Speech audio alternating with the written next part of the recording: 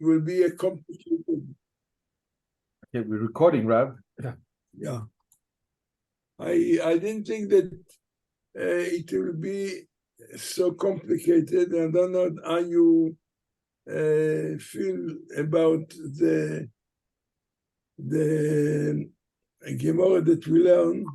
Is that you manage to grasp it's okay? Yeah. Or sorry?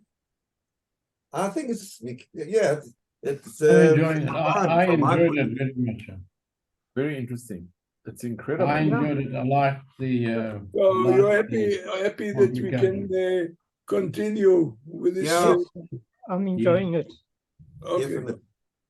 Rabbi, I do have one question, that's been worrying me for a little while, and I'm not sure if maybe I missed something. But why does the Gemorra say that the Eidim are more reliable than the water?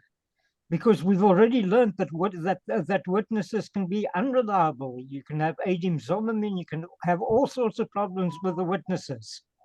Well, but this is the question. The question is, this is what we are dealing. It seems from the Gemorra that the water cannot be an absolutely proof because depends other things that can happen. According to Rav Sheshet, if there are witnesses, they know that she did defiled, then the water will not have an effect. Or according to Rav Yosef, could be that if she has certain credits of doing certain good things, so the water also will not can't be absolute. Again, so this is really what they're dealing. So we must understand, or try to understand, that by and large, the water will show, but could be some unusual and not common reasons that he might not. It could be, for instance, even if it's not going to show an absolutely proof, but could be that will be some, it will have an effect on her to a certain time, a certain, from the Gemorra we see later, it can take maybe 3 years until she will, if she defiled, that she will die eventually. And could be that even immediately, although the water will not have an immediate effect that she'll die, but already have some effect, her body will be deteriorating and so on. So this is more or less the picture. Okay. Okay, thank you, Rabbi. Just to carry on with that point, if the water doesn't show at that particular time, then she's still able to be with her husband during that period of time. The water at the time, if the water shows that she's clear, possibilities will not have immediate reason to separate from her husband. You know, it's immediately the water does the job, but we must realize that it's not an absolute thing, because if there are witnesses or whatever, could be that the water therefore does not have an immediate effect to die, but will be certain difference. but this is not going to be a reason for her to be separated from her husband. Okay. Okay. So, Ruben, I always rely on you. Where did we stop? My place is at Rev Ashi Omer. Where page? Well, I'm on Safari, so I don't think I'm on the same page as Amar you. Avramam. Rabbi Ashi, Huh? Amar Avramam? Rabbi Ashi Omer, Kagon, Shanitz Karchen, and it's Nikava. Rabbi Ashi said differently. It is a case where she needed to redeem herself. And the company. Wait, which page are you talking about? Now, I don't know the page in your Gemorra, Rav. In your Gemorra, what is your Gemorra? Mine says 6-7. 6b7. 6? 6b7.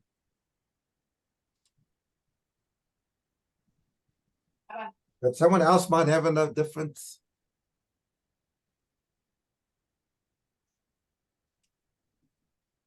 So we'll have to. I thought we were It's where she commits adultery with the priest that were taking her to the thing. Just a minute. Let me take him the Gemorra. Are you using? It was about the young priest, the young Kohen who had an affair with her. So did we speak about that the young priest were fiddling with her? Yeah, Yes, that's right. that's where we were. Exactly. Okay. That's where Rav Ashi is. I thought so. I thought so. All right, so let me just get it.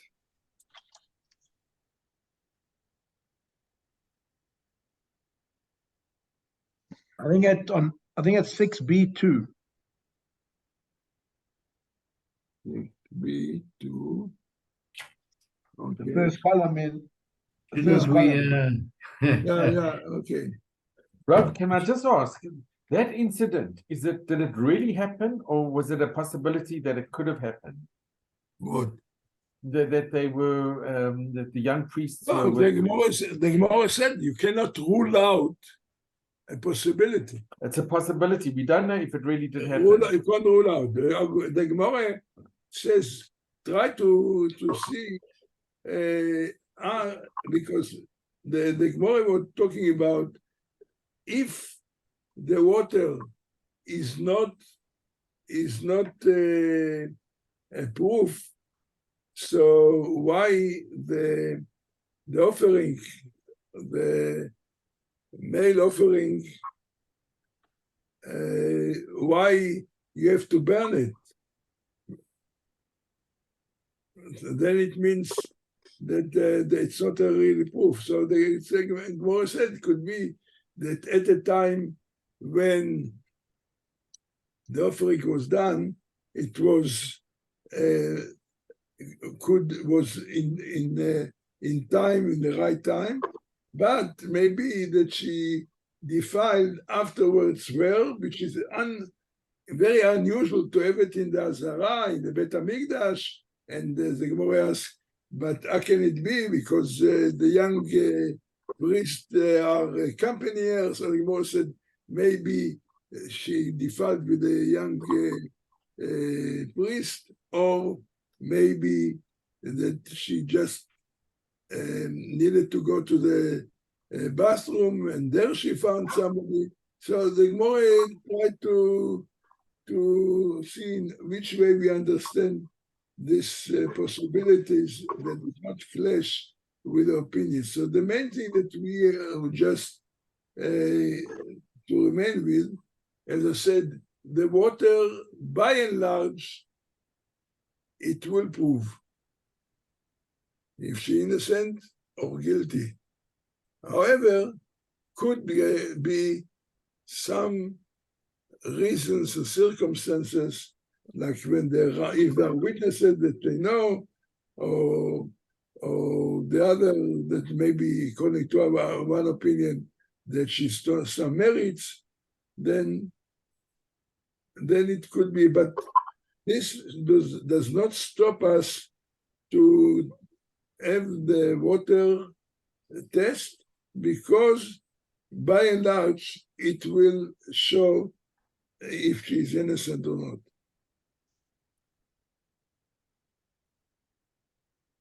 So we will go like 6b2 in the middle of the page after we had with this youngsters. Rav Papa Amar, Yeah. the first column, 6b2. Rav Papa said, Leolam kedemikara. I will go back that as they said, that the witnesses, as we said originally, that the witnesses testified about her defilement during the seclusion for which her husband has brought her to the temple, which indeed occurred prior to sanctification of the mincha in a kli sharet. The problem is, if mincha is this male offering that if it becomes sanctified, so the question is, if it's not right for that origin, we know that it cannot prove anything. Why doesn't become? The question was, why should it have the law to burn it? Tepuk lechulin. Then it means it never became sanctified. So the Gemorra said, strictly speaking, it should be desanctified, non-sanctified. However, גזירה שמא יאמרו מוציאים מכלי שרת לכל. Since it was put in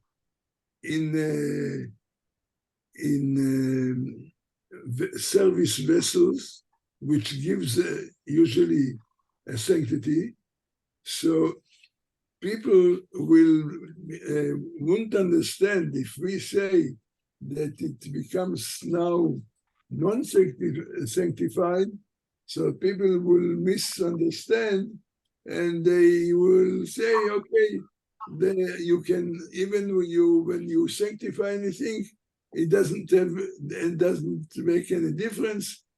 And so therefore, it's a rabbinical law that you should treat it as a proper mincha, and therefore you have to burn it. Okay, then the Gemorra continues. Rav Papa, we're asking a question against Rav Papa. Matev Rav Mari. We're going to the second column. The effect which Rav Papa brought in a new idea that it is a rabbinical decree that should be burned, even it is erroneously sanctified. So you ask a question. Mati Bravana, nitmet ad milchatat shelo kisha bekli. There is a text, a Braita, that says, if the mincha became tameh before it was sanctified, הרי היא ככל המנחות ותיפדה. So then it doesn't have any reason to burn it because it can't serve the purpose because it became it became stameh, it was contaminated. Tipade. So and they continue, and it may be Meshikitcha Biklil, But if it became tamei after it was sanctified in a service vessel, הרי ככל המנחות ותשרף. And it must be, and it must be like all the menachot that become tameh, yes, to burn. Then he said, yeah, we are talking to have something, the mencha, you have to take a comets. Comets is the Kohen takes a full, from the mincha, he takes a full end of the mincha, which has to be burned on the altar. This was part of the sacrifice. So it says, what happened if the comets were sanctified in a kli sharet, in a vessel, ולא הספיק להקריבות שמתו עד שמת ההיא, and they didn't manage to offer it on the altar until either the husband died or the wife died, which means then there's no purpose now for this mincha, because it's not relevant anymore. הרי כל המנחות תשרף. Then, nevertheless, you take it, and since it was in the vessel, so even it must be burned. Then we come here, all this to come to the end of this Braita, where we come to the point. And he says, Kareva comets. If the comets was already offered on the altar, but the Kohen did not manage to eat the mincha, he has to eat, and he didn't manage to eat until either he died, the husband or the wife, הרי ככל המנחות ותאכל. Then it is to continue to be treated as a proper mincha, and the Kohen eats, even one of them died, which is not relevant to continue with the water. Why? שעל הספק בא מתחילה. Although it merges that the mincha never served as a part of the bitter waters procedure, it is not regarded as a disqualified offering, because to begin with, it comes only for the sake of determining a doubt whether the woman has committed adultery. Then it did the purpose. The purpose was done. Now, all this is not so important, coming to this point which come now, which says, באו לעדים. If before the comets is offered on the altar, witnesses came and testified that she is defiled, then minchata tisaref. Then you burn the comets, the whole mincha, not the mincha, the whole what was dedicated originally. But here comes the point. Nimtzu edei zomemim. All this is a part of this point, what the Gemorra want to show. Nimtzu edei zomemim. If the witnesses who said that she defiled, who testified defiled, were zomemim. Now, what is zomemim? That two witnesses came, and not only they contradicted the witnesses that said that she defiled, but they contradicted in such a way by saying, how could you say that you were there saying that she defiled? You were in a different country. We know you in another country, you were there. So what do you do with the mincha? Chulin. It's not sanctified. So we see that there is no decree here that you should. We said that even strictly speaking, the mincha should be desanctified, but we burn it in order that people should not make a mistake that something that was already sanctified by the vessel can be desanctified. Therefore, we say burn it. Here you see that you don't burn it, and you're not very worried that people by mistake which will say it was a sanctified and become chulin that becomes not sanctified. So this is the kasha. Answer the Gemorra, Eidim zomemim kamat. You wanted to show against my point, which I said that in that case, that even if the truth is that there is no sanctity to the offering, because whatever the case, we know the whole thing is nothing.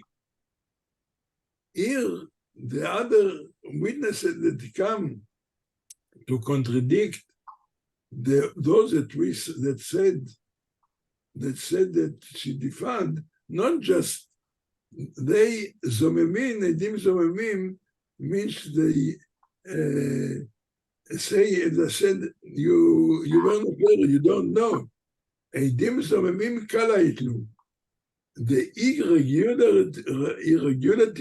irregularities in such a case has got widely known.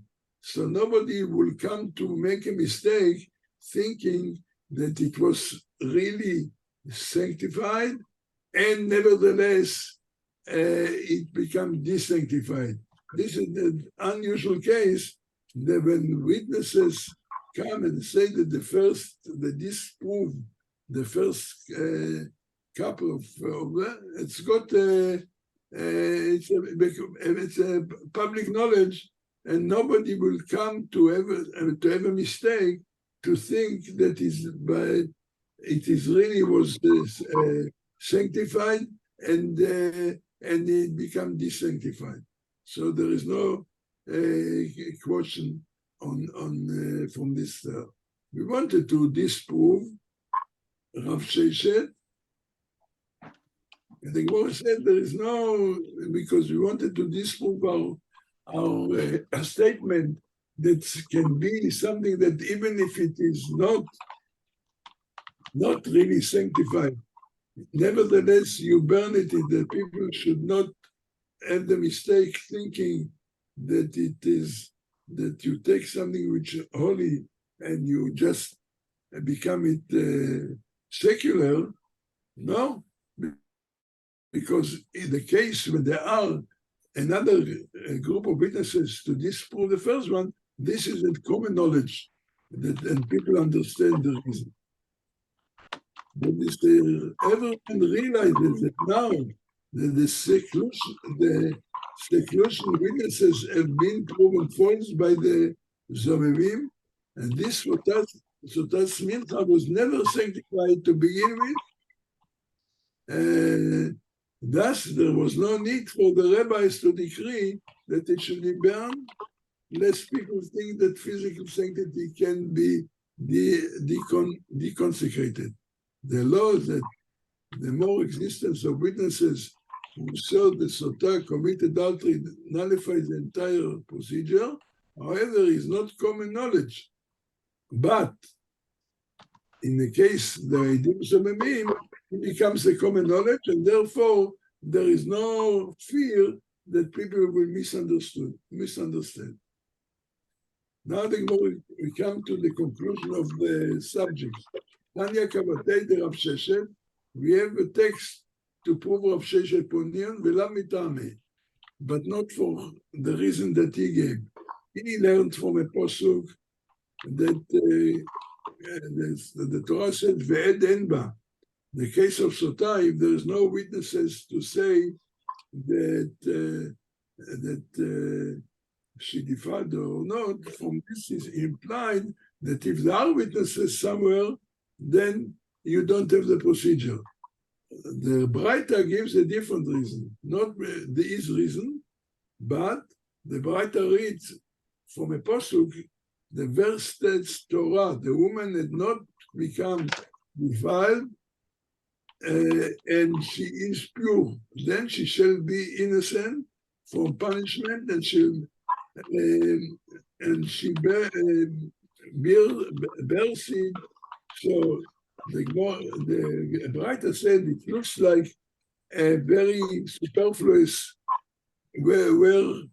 superfluous comment. Superfluous comment. And the saying expression that is actually pure. What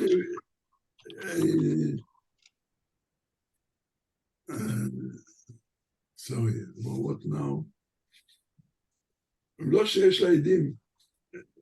You know, it's what we're saying, that the very thing the Torah emphasizes that she's pure means that there's no witnesses in overseas, and not because there is any marriage, and ולא שיצאו ויתנו מוזרות לבנה, and not who was spared from the effects of the bitter water because the perception of her guilt was so widespread that even the women who spin thread by the light of the moon gossip about her. This is an expression. You say that if it's common knowledge, then obviously then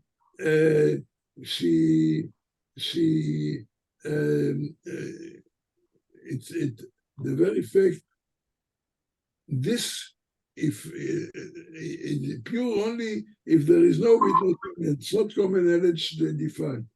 Rav, So, there's only 2 minutes left.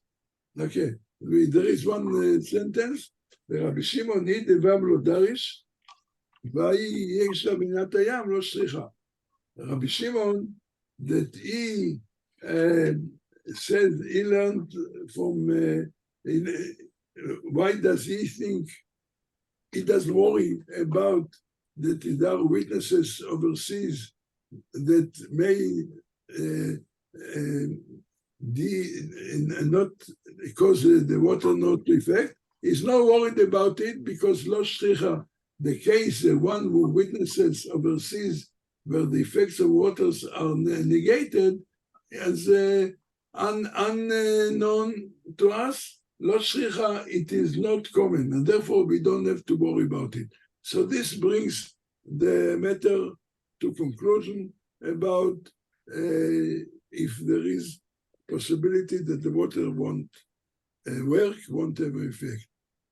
Please God, the other next page and next week, things will be different, and I think be a little bit less complicated. With this, I say good night to you and good Voch. And Shabbat shalom. Shabbat shalom. בשורות טובות. Bשוrat tovot. Shabbat shalom. Thank you, Rav. Thank you very much. Shalom. Thank you. Thanks very much. Have a good Thank you. Shabbos. Kol tov. Thank you, Rabbi, and you. Shabbat shalom.